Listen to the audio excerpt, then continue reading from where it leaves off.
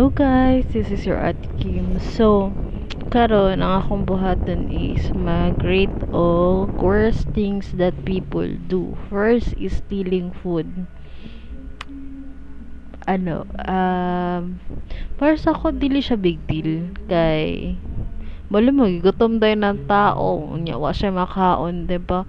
Pero mananghid po doy, pero dili na siya big deal sa ako guys kay bali maggutom jud kay siya nya maulaw siya mangayo no.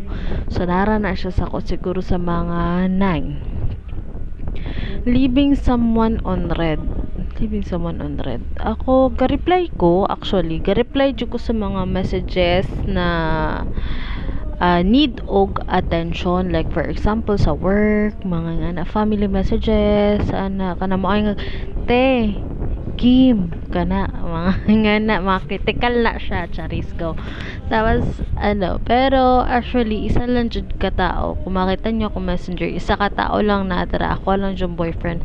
Tapos other than that naka mute na siya sa ko, then naka archive mo gawas ra na sa ko pag na mag-message no. So dira pa lang nako mabalang yan na ni mag-message ako, pero dili ko na ginabasa, labi nag dili urgent.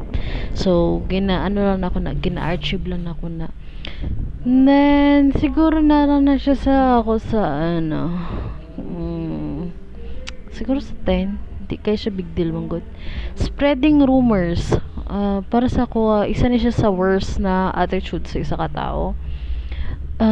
Ako, totoo man kukuga ng the more people talk about you, the more you will be lifted.